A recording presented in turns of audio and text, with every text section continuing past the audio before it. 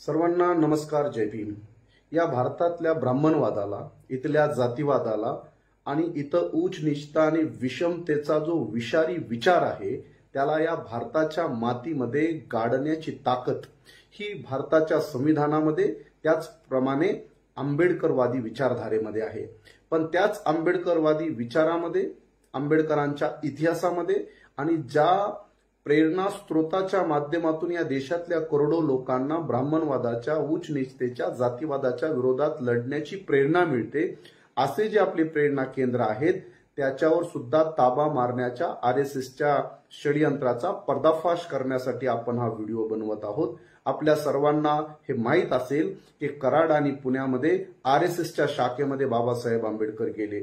अशा प्रकारचा आरएसएसनं धादांत खोटा प्रचार करून बाबासाहेब आंबेडकरांना आरएसएसशी जोडण्याचा प्रयत्न केला। तो प्रयत्न महाराष्ट्रातल्या अनेक लोकांनी हाणून पाडण्याचा महाराष्ट्रभर आपण काम केलेलं आहे। त्यासोबत आपण पाहिलं असेल की राहुल सोलापूरकर नावाचा एक आरएसएसचा चेला हा स्पष्टपणे म्हणतो की बाबासाहेब आंबेडकर हे ब्राह्मण होते। याच पद्धतीने मी आपल्याला हे सांगणं गरजेचं समजतो की आता हा बोलण्यापर्यंत मर्यादित राहिलेला विषय नाहीये। याच्याच आधारावर आता झालेल्या महाड येथील 20 मार्च 2025च्या ऐतिहासिक सत्याग्रहाच्या या भूमीमध्ये पहिल्यांदा आरएसएसनं या भूमीवर आपला स्टॉल लावून हजारो लोकांना तिथं पाणी, अन्न आणि छोट्या मोठ्या सुविधा देण्याचा आरएसएसच्या गोळवणकरचा, हेडगेवारांचा फोटो लावून तिथं जो स्टॉल उभा केला, हा आंबेडकरी चळवळीमध्ये एक विकृत आणि घुसपेट करण्याचा जो प्रकार आहे, हा प्रकार हाणून पाडण्याचं काम वंचित बहुजन आघाडीच्या माध्यमातून त्याच दिवशी आम्ही हजारो लोकांची सभा घेऊन हा प्रकार आम्ही हाणून पाडण्याचं काम केलेलं आहे। मी आपल्याला विनंती करतो की याच महाडमध्ये आपल्या सर्वांना माहीत असेल की नरहरी दामोदर वैद्य नावाच्या ब्राह्मणवाद्याने बाबासाहेब आंबेडकरांना कोर्टामध्ये खेचलं। मुंबई हायकोर्टापर्यंत या महाड चौदार तळ्याचा सत्याग्रहाचा संघर्ष कोर्टामध्ये चालला आणि बाबासाहेब आंबेडकरांनी तो कोर्टामधून जिंकला। अशाच नरहरी दामोदर वैद्य सारख्या विचित्र जातीवादी लोकांच्या अवलादी आजही महाडमध्ये जिवंत आहेत।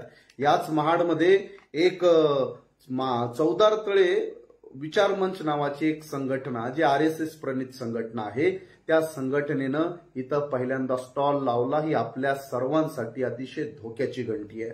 भविष्यामधल्या आंबेडकरी चळवळीमध्ये आणि आपल्या ऐतिहासिक प्रेरणा स्त्रोतांच्या ठिकाणावर अशा प्रकारे आरएसएसचे स्टॉल लागत असतील तर यामधून आपल्या हजारो, लाखो, करोडो लोकांना दिशाभ्रमित करण्याचा आणि आरएसएसच्या या विषारी विळख्यामध्ये आणि फसवण्यामध्ये आपल्या लोकांना मोठ्या प्रमाणामध्ये हे भविष्यामध्ये षडयंत्र आखलं जाणार आहे। हे हाणून पाडणं अतिशय गरजेचं आहे। म्हणून मी आपल्याला फक्त एक महत्वाचं उदाहरण देणार आहे। सर्व लोकांना माझी विनंती आहे की ज्या पद्धतीनं गुळाला मुंगळे लागलेले असतात, हे मुंगळे त्या गुळाचं रक्षण करण्यासाठी नसतात, उलट त्या गुळाला ते नष्ट करण्यासाठी असतात। त्याच पद्धतीने मी आपल्याला विनंती करेल की आपण सर्वजण ही आरएसएसच्या कामाची जी पद्धत आहे की लोकांची सेवा करण्याची भूमिका घ्यायची आणि हळूहळू त्यांच्या डोक्यामध्ये जातीचं, धर्माचं आणि प्रखर ब्राह्मणवाद आणि हिंदुत्वादाचं विष पेरायचं, ही त्यांची जी प्रवृत्ती आहे याला हाणून पाडणं अतिशय गरजेचं आहे। हा प्रकार महाराष्ट्रभर सुरू झालेला आहे।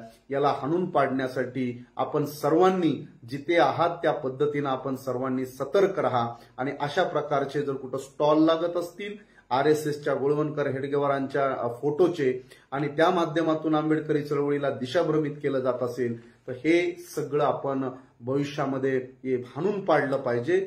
मी वंचित बहुजन आघाडीच्या माध्यमातून महाडच्या त्याच ऐतिहासिक भूमीमध्ये आम्ही हा सगळा यांचा जो षडयंत्र आहे हे आम्ही हाणून पाडलं होतं। आपण सर्वांनी सतर्क राहावं हीच विनंती या व्हिडिओच्या माध्यमातून करतो। जय भीम, जय संविधान।